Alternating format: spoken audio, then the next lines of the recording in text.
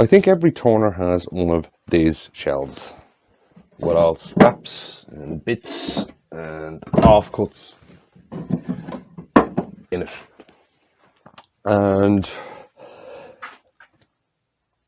an awful lot of time we don't know what to do with them, and it just builds up and builds up and builds up, and eventually we throw them out or burn them because we get so many of them that we don't know what to do with them. Here's a way of using them up, especially if you do markets.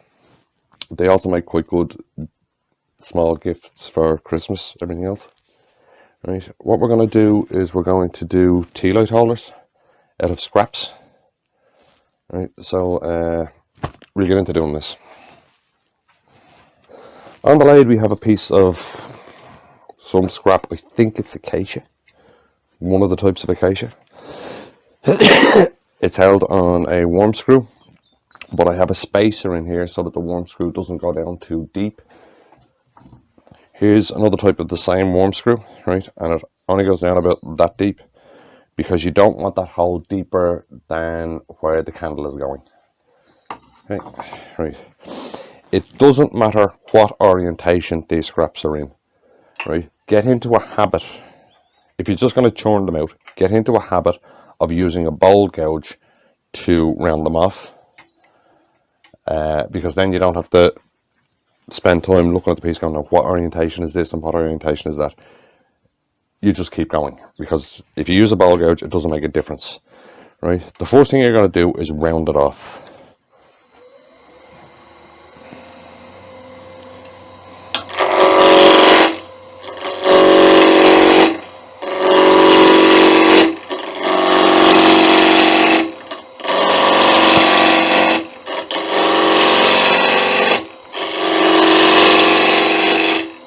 Now, the thing to remember with a worm screw is it's actually designed so that while you're cutting, you're putting force that way on the piece, and it's designed to make the worm screw go tighter.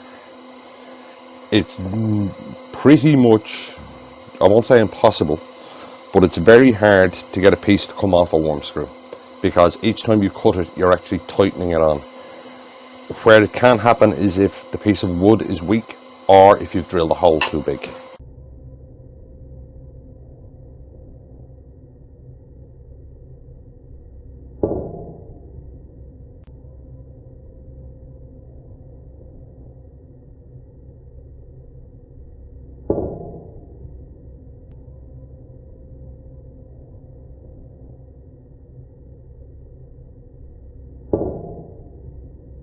Right, but then again, don't take huge cuts and cut towards the headstock, so you're putting the pressure onto the worm screw.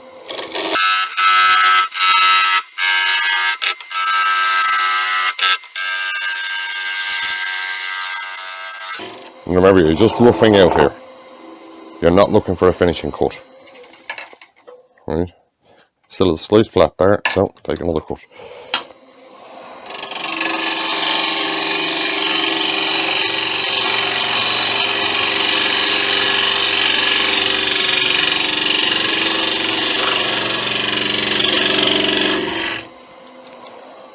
Check it, it's round, right. Then face off here, because you want here to be flat.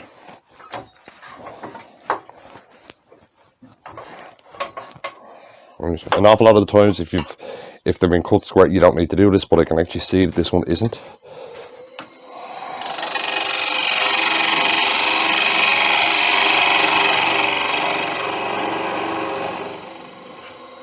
Right, right. Then, now you're going to be using a fastener bit here, so give yourself a little divot in the center to make sure the fastener bit goes in straight.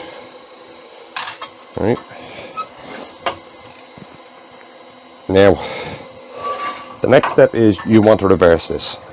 Right. Simplest, quickest way of doing it is to have a fastener bit that matches your jaws. Right.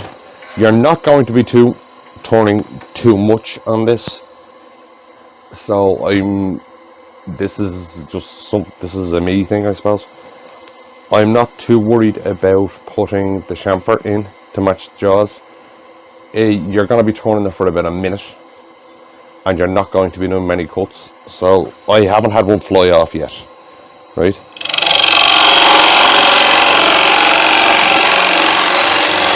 Now you don't want to go in too deep there, right? Because you're literally only holding it, right?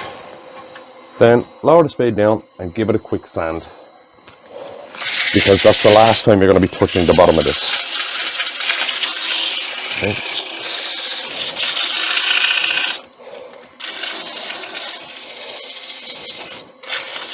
Right, yeah. Your cut should be smooth enough, but you're going to have to sand in where the fastener bit was, because that's not going to be pretty. Unless you have ultra sharp fastener bits, which I don't. I sharpen fastener bits when I have to.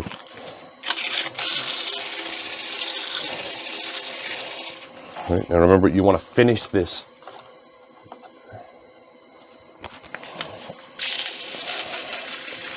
Because it's the last time you're going to touch this side.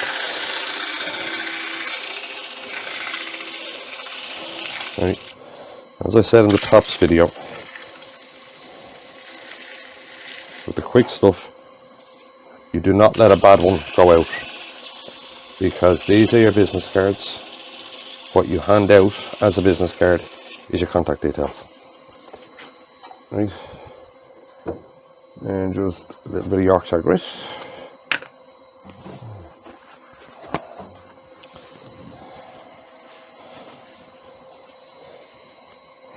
A little bit of Yorkshire grit in the base. It'll do two things for you. It'll darken the wood down about 2 tones, and it smooths everything out.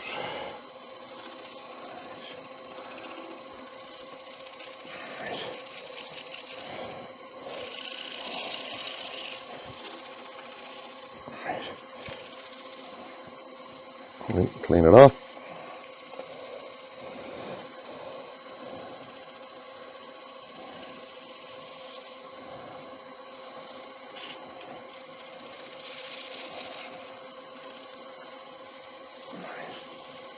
Okay, clean back. Now, if you're batching these out, at this stage, take this one off, put the next one on, and do the same, and get the whole batch down to this state. It means you don't have to change the lathe, and it saves you time. Right. Well, for this, I'll go through the whole thing. Okay, I actually have a batch of these to do, but I'll go through the whole thing of this one. Take it off, there's your base. Right.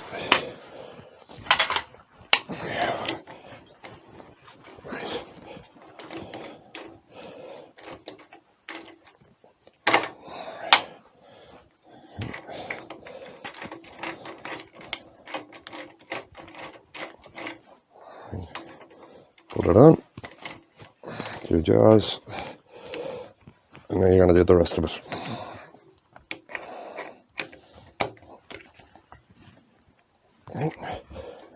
Now, as I said, I haven't had one of these fly off. You never know, you haven't done a video. This will be the first time it ever happens. Right, now, your next thing is the hole for the candle. Right, and that fastener bit is too big. Right, so off that comes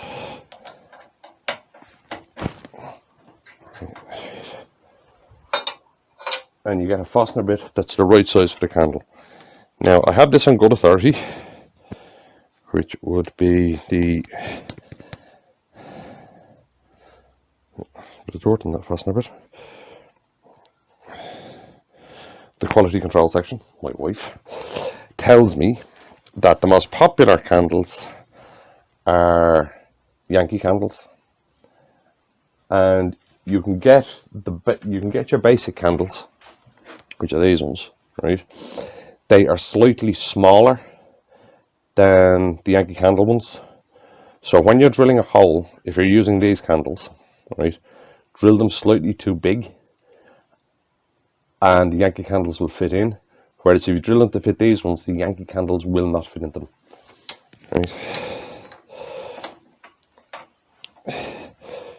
Now, you don't need to put a divot here at this time because the hole from the worm screw is there and that'll accept that. Right. I found that depth wise, if you go to about, I hope you can see that, but if you go to about there, it's about the right height for a candle. Right. And remember, you're trying to do these things quickly. Right.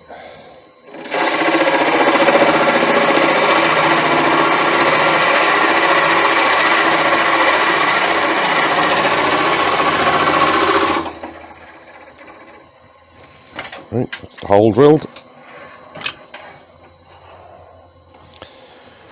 Right, now you just want to go into shaping it. Right, now what you don't want to do, right, is, what have I got? Yeah. Here's here's basically my prototype of these from ages ago. Right, what you don't want to do is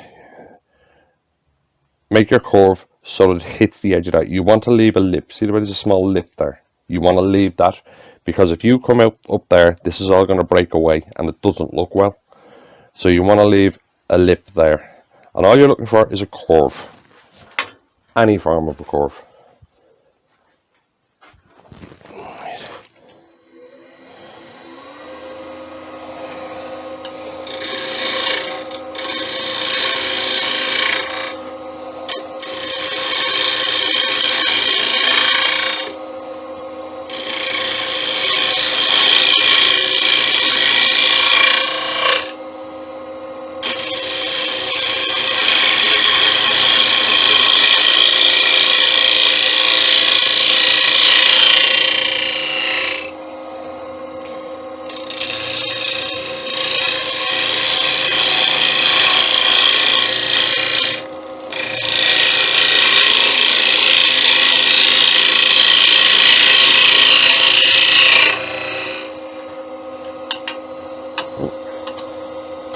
Scrape the shape in.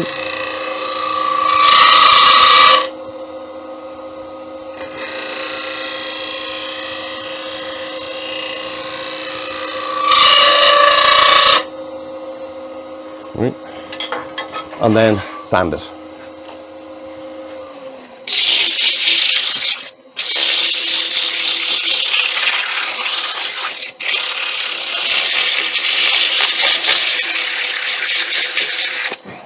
Right, now don't forget to sand inside as well. Right.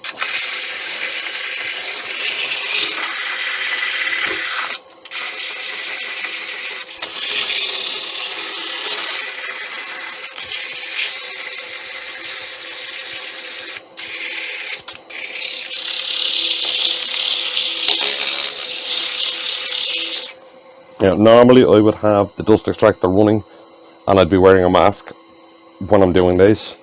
It's just, it kind of screws up the audio and the video.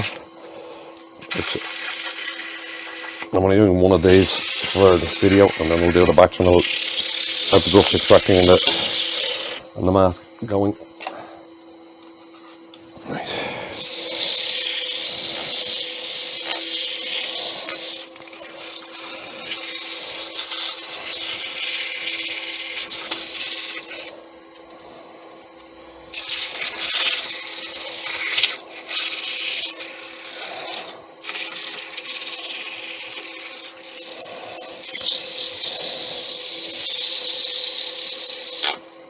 As I keep saying, it's worth spending time getting a half decent finish, because that's what people look at. Right. If something isn't finished properly, it basically shows the turner doesn't really care.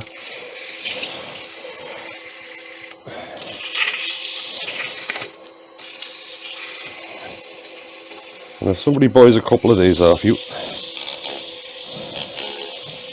and they're good quality, they're pretty, when they want to buy a big bowl, where do you think they're going to go?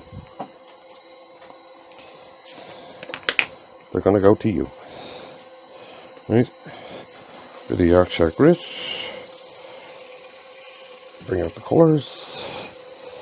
And give it a really smooth finish.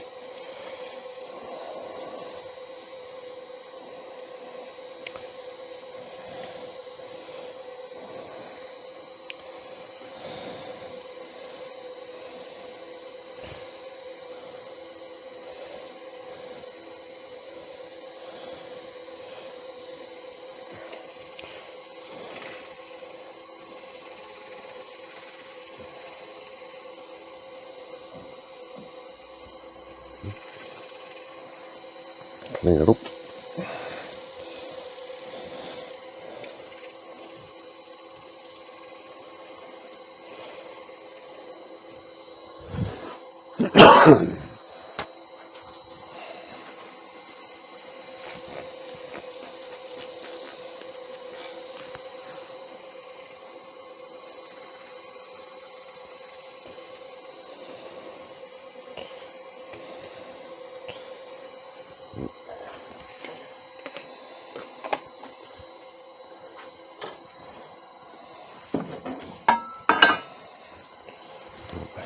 Slight touch of wax on the outside.